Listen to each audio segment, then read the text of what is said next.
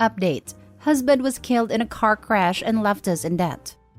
Original post. Forgive me if this is a little disjointed. I'm still reeling from trying to wrap my head around my current situation.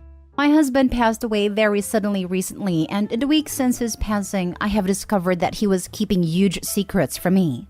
In going through our financial information, I have discovered multiple credit cards in his, mine, and the kids' names that are at a maximum balance. 2 sets of loan papers from different banks for over $20,000. Paperwork that says our mortgage is 4 months behind, and a ton of other things that I can barely make sense of. From what I can tell, his business hasn't been making any actual money in over a year, and our savings accounts are drained. There is evidence that he has been using some gambling website and has lost thousands and thousands of dollars. I've been a stay-at-home mom for our entire marriage, and he owned his own business, so he handled everything with the money. I have no idea how to deal with any of this or what to do. I know I need a lawyer, but our accounts are pretty much empty, and I'm at a total loss over what to do. Are there any free legal options I can look into? I have tried to call a bunch of lawyers that all of them have said they won't give out any advice or counsel over the phone. Am I liable for all this debt even though I didn't consent to my name, and certainly not my kids' names, being used to open credit cards? I feel like an idiot for being this uninformed, but I'm completely unprepared to deal with this, and I'm terrified we are going to lose our house and worse. I never in a million years dreamed he would do this to us. Can anyone point me in the right direction, please? Now for the top advice before reading the updates. I have discovered multiple credit cards in his name, mine, and the kids' names that are at a maximum balance. Credit cards in kids' names or your name that you did not open is identity theft. You should report it. There's a lot of good information on the r/personal finance sidebar. I'm sorry this happened to you. Good luck. OP this so much. It's identity fraud. File a police report, then send it to each of the card holders. Follow the advice on personal finance. In addition to what others have said, do not make any payments on any of your husband's debts until after you have made absolutely sure that you are responsible for them. Any type of payment or even acknowledgement of a debt can make you responsible for it even if you wouldn't have been otherwise. By absolutely sure, I mean that you've consulted a lawyer who has looked at your entire situation and concluded that you are responsible. This is not true. I worked in the estate department for half a decade in one of the big 4 banks. Just because you make a payment does not give us the right to change guarantors and be entitled to collect directly from you. It is good advice not to pay indeed, but making a voluntary payment does not obligate you to pay the rest. That's not how this works. That's not how any of this works. They will file a claim against the estate, then you will likely need an attorney to put together a list of assets and liabilities. Then you need to declare your right to a spousal allowance as it gets paid out before debtors get anything. Then the schedule of debts come into play, and depending on how much money falls into your husband's estate, will depend what gets paid. Much will likely be written off as long as your name wasn't attached. Making a payment on a debt that isn't yours doesn't automatically mean you assume it though. That's the silliest thing I've ever heard. First, I'm very sorry for your loss. And I'm further very sorry that you were left in this awful predicament by somebody you trusted. If you are looking for free legal options, there are several in Ohio. If you search Ohio Legal Aid on Google, several organizations come up.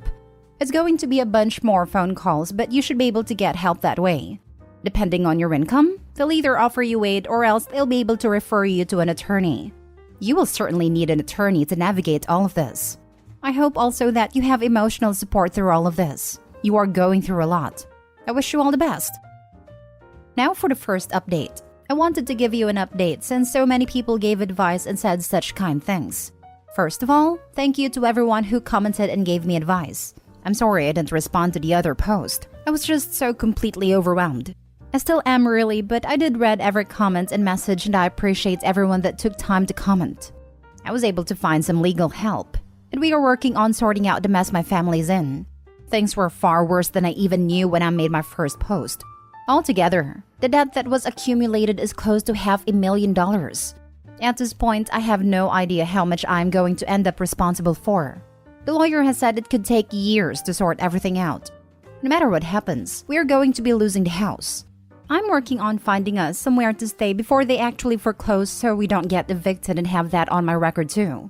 I want to try to answer some of the questions and advice people mentioned in the other post. I have 3 kids, so that is the we that I keep saying. The older two are from a previous relationship, but I have contacted Social Security to get benefits started for my youngest. Thank you to the user who mentioned that. My husband's business was a computer/tech repair company he ran by himself. He had a few people he would call in to help with larger jobs, but 95% of everything was him alone. Last year or so, it appears he wasn't doing any actual work and there was no money coming in. He took money from the business to cover what he took from our personal accounts, and then took out loans to cover the business, and spent it all away on gambling and other illegal activities that have come to light over the past few weeks. I'm sorry to be vague, but it's just embarrassing and hard to talk about. To the people who said that maybe the crash was intentional, it is looking increasingly likely that it was. Nobody else was involved. His car went off the road and hit a tree. He had life insurance before, but he stopped paying the policy months ago. I'm in contact with the police about the credit cards in our names and the other things that were discovered. All in all, things are looking really bleak at the moment, but I have faith that eventually it will work out. I have a few leads on jobs and have picked up a little temporary work here and there the last few weeks, so that we have something coming in. I have signed up for food stamps and Medicaid, so once that goes through, it will be a bit of help. I applied for AMHA as well, but they said waitlist can be a few years wait, so that is kind of long shot. Someone has suggested asking family/friends for help or loans, and they absolutely would help me if they could, but none of them are in a financial position to be able to help. My sister will hopefully be able to let us stay with her temporarily until I can sort things out and get us back together. She's my only living family and has been my rock through all this. So yeah, I guess that's it. Thank you all again for listening and helping. If anyone else has any more suggestions in trying to pick up the pieces that I haven't thought of, I would appreciate any advice. Second update. First of all, sorting things out didn't take nearly as long as we thought it would. Things ended up being a lot more straightforward than they first appeared. I will be filing for bankruptcy, probably early next year. I've talked intensively with a lawyer and weighed my options, and that seems like the best way to move forward at this point. 90 to 95% of the debt should be discharged with bankruptcy, so that is a good thing, although it's bittersweet. We are losing the house. We will be moving out by November 30th. I am worried about the bankruptcy/credit issues with trying to rent an apartment. However, I'm now on the list for PMHA housing, and from what I've heard, the wait isn't long at all. We ended up not being able to count on staying with my sister for longer than about a week, thanks to her jerky landlord, so I'm trying to find something else in the meantime. I have a few options to look into. Honestly, I'm not that sad about the fact that we have to move out of the house. The old place is filled with tainted memories now, and I think it will be good to get a fresh start. I've been assured by the police and my lawyer that because of the criminal nature of opening the accounts in the kids' names, we should be able to get their credit cleared. That one might be a long road, but we'll get through that too.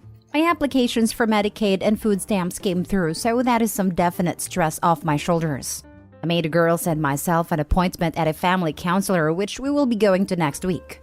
The lady at PMHA Housing was very reassuring and very sweet about my situation, and she made it sound like I was pretty much a shoo-in as soon as a place opened up. Last but not least, I listened to the many Redditors that told me to make a post over r/Santa's Little Helpers to inquire about help with Christmas for the girls. So hopefully we will be able to find some holiday help, and that'll be another huge load of stress lifted off my shoulders. I want to thank everyone who messaged me and offered words of encouragement and support. I can't even begin to tell you how much it means to me to know that I'm not alone. I never imagined Reddit to be an empathetic and caring source of comfort, but it turns out that is exactly what it is. Thanks again, everyone. Now for the final update. Hello, everyone. I wanted to give one last update to my situation since so many of you reached out to me. This has been a whirlwind few weeks. A lot of change, a lot of stress, and a lot of hard work. As difficult as all this has been, and will still be to go through, I am feeling more positive than I have in months. The legal issues are being dealt with as best they can for the moment, and we are looking at filing bankruptcy early next year. It is scary to think about, but I do know it is our best option and things will work out in the end. We moved out of our house almost a week ago. It feels very bittersweet and the girls are having a difficult time, but I know they will adjust, and I really do think a fresh start will be the best thing for us. The girls are in individual grief counseling and we began family therapy. I will be making an appointment for myself as well, something so many of you encouraged me to do. Some of my good news now. We were able to find a permanent place to live. with a very sweet landlord who is sympathetic to my situation and has previous experience with the welfare system, and has bent over backwards to help me through all of the red tape. We will be moving, again, into the new place at the end of this month. Hopefully that will be the last time we have to move for a very long time. My second huge piece of good news to update with is that I got a job. I'm now working full-time in an office of a company that is owned by someone I met through my post here. She contacted me after my last update and offered me a trial run with her company. I started this past Monday, and so far, so good. I'm incredibly humbled and grateful to her for giving me a chance. That brings me to my third point and really the reason I'm making this update. I wasn't sure what to expect when I first reached out for advice here. I just felt so overwhelmed with the situation, and I think I was just mostly wanting to not feel alone and to connect with and talk to people who had some understanding of what I was dealing with. The advice, the stories of dealing with similar circumstances, the encouraging messages, the fact that you all literally saved Christmas for me and my kids, a new freaking job, and just the empathy and kindness you all have shown to me and my family is so far beyond anything I expected that I don't even know the words to express how grateful and humbled and loved it has made me feel. It is going to be a long, tough road, but I have total faith that things will be okay, and that it is in a large part due to the r/legal advice community. So in closing, I want to say thank you to every single person who reached out to me in any way, shape or form. Thank you for lifting us up and helping us through this. You guys have saved me in a million different ways that I will always be grateful. I hope you all have the merriest Christmas ever. I got so angry reading this. What an utter douchebag. I'll probably sound cynical, but this is the part that angers me the most. To the people who said that maybe the crash was intentional, it is looking increasingly likely that it was. And he had life insurance before, but he stopped paying the policy months ago. Selfish to the end. Yeah, my dad has some financial and health problems and ended himself, but he had life insurance policy in place that would have paid out, even if his death was ruled as self-inflicted. Most life insurance plans will pay out for self-harm if they've been kept for over 2 years. To let the payment lapse and still end yourself is incredibly messed up. Could have at least done it before you stopped being able to pay for life insurance. Sorry for your loss. My dad did the same but also had life insurance. My granddad, father's father, convinced my mother to not make a claim on a policy because it would be shameful.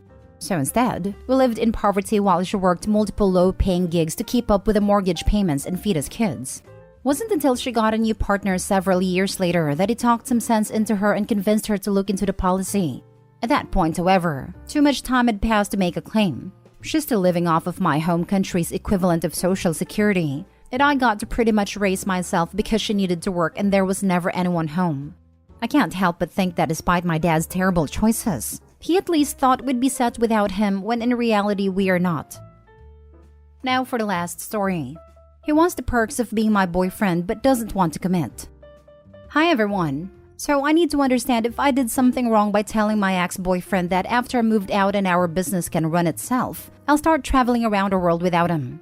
My ex-boyfriend, 23, and I, 23 female, broke up in September after being together for 6 years. I moved in with him towards the end of last year. He had made new friends and unfortunately their happiness became his priority, and I understood that. However, he attended a birthday gathering of a girl who doesn't like me, and once told my boyfriend, now ex, that one day if he's drunk at a club, it's okay for him to cheat on me. She has also asked my ex why he hasn't cut me off completely since we broke up. Anyway, I confronted him about attending the party and he tried to play dumb, and said he was only there to show the girl's boyfriend his support. Things got heated and we both realized that we were at different points in life and decided to end things. However, we are still sharing our apartment, and because of this, he still has access to me. He still needed us to act like a couple, so that he gets the boyfriend perks, but I am left in a situation where I can't ask for anything, or for him to change his ways because I'm not his girlfriend. Yesterday, we were talking about moving and I said I would be moving soon. He asked why I didn't say we are moving, and I said because we agreed that we are not moving into the same place. He had suggested that we move into the same apartment building. And if I'm being honest, I want my space. This morning, he asked if we should move to Namibia after our business can run itself. And I said I'll probably go to Europe. He asked again why I'm not including him in my plans, and I explained the same thing to him. He then asked if I'm staying with him because I want to or because of the business situation. And I again clarified that he was the one who introduced this idea of me finding my own place. Now he's sad, and he's saying he was naive to think I would still want him in my life. He wants us to be best friends, but wants me to treat him like my boyfriend. He wants me to include him in my plans, tell him everything that happens in my life, sleep with him and be there for him 24/7. I honestly feel like he wants to keep me close so that he has control over what I do and the people I meet. I no longer want to give him access to me. What he did really hurts me. I'm struggling to move past it and I still need time to heal. But I feel like he's rushing me. I do want us to be friends but on my own terms. So I need to understand if I did something wrong. Edit. To everyone who thinks it's my fault because I sent a mixed message and to all those being mean. My ex gets grumpy if I share anything he doesn't agree with. He starts banging doors and acts like he's being forced to talk when I try talking to him. He becomes very uncomfortable to be around, and his energy is draining. He also tends to stop working and often uses me voicing out my concern as an excuse for being depressed and not being able to work. This leaves me having to take on all the workload. On the day we broke up, he tried to cut me out of our business, and I have invested my life into this thing. I'm just trying to hold on until I can get the proper papers done and then leave. I'm doing the best I can with the situation before me. To everyone sending encouraging words, thank you so much. I truly appreciate your kind words and advice. I'll definitely update everyone on the day I finally move out. Now for the advice. Remind him that friends don't just sleep together or plan to spend the rest of their lives living together. That's weird as heck. Once you move out, seems like this problem also basically disappears. So that's a good idea. The only thing you did wrong was not moving out immediately and cutting contact. It's possible to be friends once the emotions of the breakup wash over. Currently, it seems your ex hasn't really grasped what breaking up really means. Show him.